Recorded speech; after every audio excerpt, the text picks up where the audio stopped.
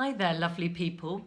So I want to talk to you today about IBS because I want to give you an idea of why it happens and what it means and what the body's trying to do. So the first thing to understand is that the body never works against you. So when you're getting constipation one day and diarrhea another day, it's basically telling you where your hydration is at. So what I mean by that is that your bowel is your water reservoir.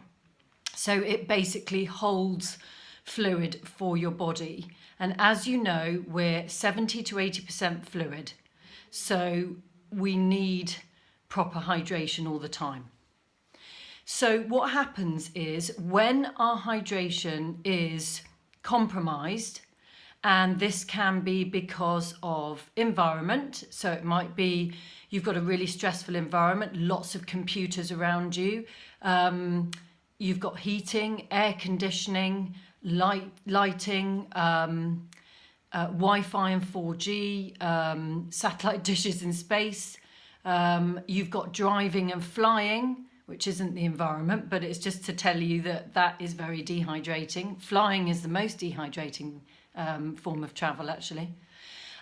You've got diet. So are you dehydrating yourself with things like tea and coffee, chocolate, alcohol, cigarettes, Coca-Cola, that sort of thing? And are you eating very processed food? Are you eating lots of gluten, which is very drying and acidic?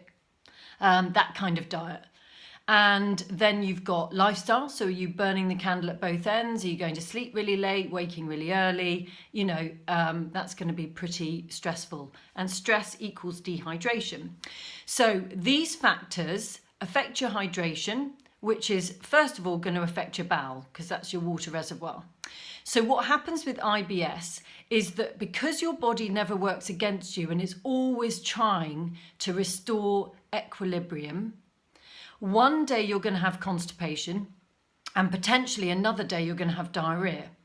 Now, diarrhea is a worse form of constipation. So it's a worse form of dehydration. So it shows that there's more inflammation in the bowel when you've got diarrhea, which means your hydration picture is in a worse state when you've got diarrhea. On the days when you've got constipation, you're not as dehydrated and your body is literally, your bowel is literally taking every single drop of water out of your stools to pass through the colon walls and hydrate your essential organs. Super crucial, absolutely vital. So that's why it's doing it. But it's at the cost of having nice, healthy, moisturized, aerated stools.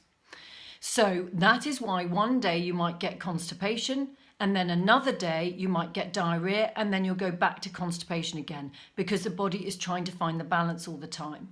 So what if you were to go in and create that support that your bowel needs using your diet, using your lifestyle, using your self-care techniques? And just to add a pointer there, of course, emotional stress, any single negative thought creates stress, which creates physical dehydration, which creates stress. So you see how it all links together.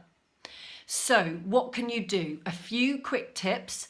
Obviously, first of all, you've got to get that 4 pints of water in a day or 2 litres, and you want to spread it out through the day, never more than 1 litre or 2 pints in 1 hour. You know that, I'm sure you know it from my other videos, I go on about this. Then you've got something called soaking linseed. So you could soak a dessert spoon of linseeds in water overnight and swallow them whole the next day. Please don't do this if you have diverticulitis, ulcerative colitis, Crohn's, or any kind of chronic inflammatory bowel disease. You mustn't do soaked linseeds. You can strain them and drink the water though if you like. So what happens when you soak linseeds overnight is that they become gel-like, and it's the gel that holds fluid in the bowel, that moisturizes the bowel, that gives the bowel that message of moisture. So very supportive and very healing, very gentle on the lining of the bowel. The linseeds just gently scour the sides of the bowel, ensuring that it's clearing properly. What else? You can do your lovely swollen diet, so your short grain brown rice, your quinoa, which will help to bulk the bowel nicely, particularly short grain brown rice. Can hold much more water than any other kind of rice. All rice is okay, but that one's the Ferrari of all rice, as I call it.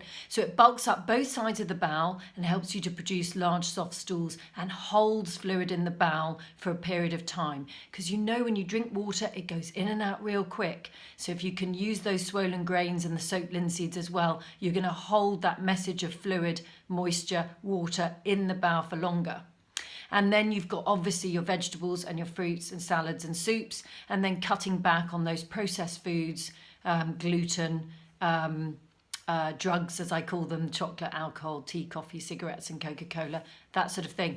So already you're going to start to shift the pressure on your system in terms of your hydration picture. You're going to feel so much better. There are other things you can do, but I'm just going to give you those ones for now. And just imagine supporting the bowel in that way. That's then going to influence other areas of the body, like specifically our amazing organ, the liver, our 5-lobed organ that does so much work for us and actually controls hydration in the body. It's not the water reservoir, the colon is. It's not the filter, the kidneys are the filter, but the liver controls hydration in the body. So, but we got to start with the bowel first. So if you've got any hints of irritable bowel, then get in touch if you want to have a really uniquely tailored program. But otherwise, try some of these tips and let me know how you get on. Have a great day, and I hope you found this helpful. Bye for now.